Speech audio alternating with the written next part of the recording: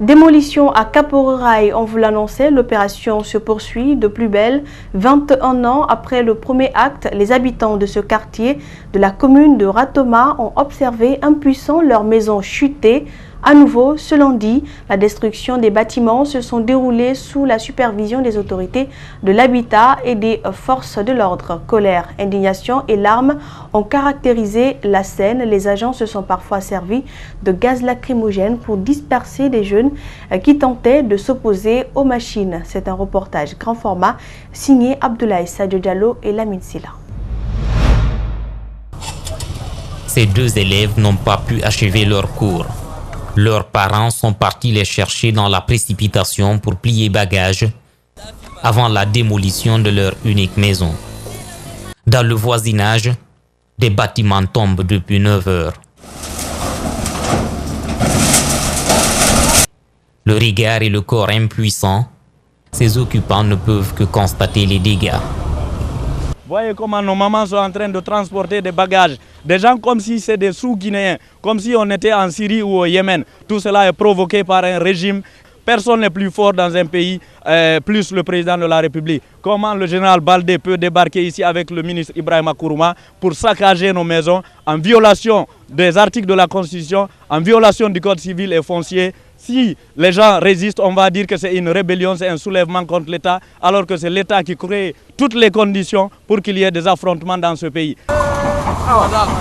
Les installations électriques, les arbres ou encore les bâtiments sont tous rasés. C'est la consigne que les autorités auraient donnée. Face à l'insupportable situation, les jeunes laissent exploser leur colère.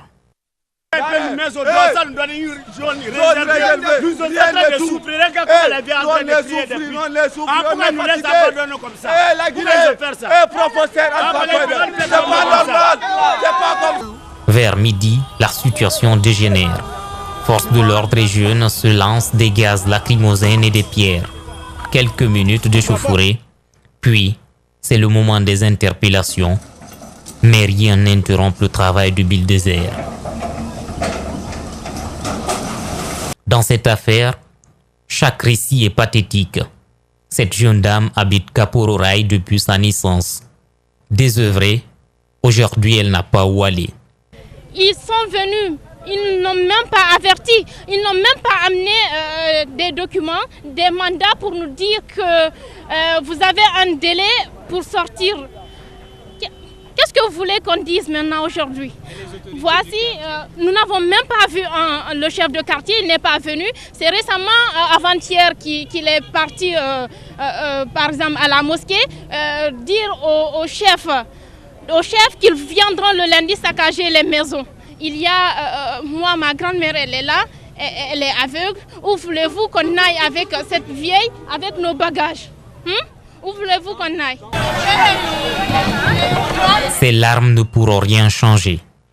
Les jours à venir s'annoncent plus décisifs car plus de 200 hectares sont concernés par cette opération de démolition, selon les autorités de l'habitat. Restons toujours à Kapororaï pour dire qu'un peu avant le début de l'opération de démolition, des jeunes du quartier Kapororaï ont fait lecture d'une déclaration pour exprimer leur indignation vis-à-vis de ce qui se passe chez eux. Suivez un extrait de cette déclaration recueillie par nos reporters Abdoulaye Sadio Diallo et Lamine Silla. C'est avec une vive émotion que la jeunesse de Kapororaï a assisté le mardi 19 février 2019 au débarquement d'un contingent de la gendarmerie dans ce quartier martyr. Jadis calme, l'étonnement est d'autant plus grand que parmi les visiteurs se trouvait le général Ibrahima Baldé, haut commandant de la gendarmerie nationale, et le ministre de la Ville et de l'Aménagement du territoire, Dr Ibrahima Kourouma. Le même jour, l'équipe de l'habitat escortée par plusieurs pick-up de la gendarmerie a marqué au rouge les kiosques, les garages et autres baraques. Cette campagne a été curieusement élargie aux habitations. Pourtant, lors de son passage dans le quartier le 2 février, le ministre Ibrahima Kourouma avait signifié aux autorités et à la population de Kapororaï que le déguerpissement ne concerne que les kiosques et les garages. Le mercredi 20 février, l'opération de déguerpissement a commencé par les kiosques et baraques. Et en une heure, le marché Abiba a été démoli. La haine n'épargne même pas les arbres et les installations électriques. Pourtant, lors de sa visite à Kapororaï le 4 mai 2016, le président Alpha Condé déclarait, je cite, « Il est du pouvoir du gouvernement de déguerpir des citoyens, mais cela se fait dans des conditions démocratiques, c'est-à-dire dans le respect des personnes et de leurs biens. »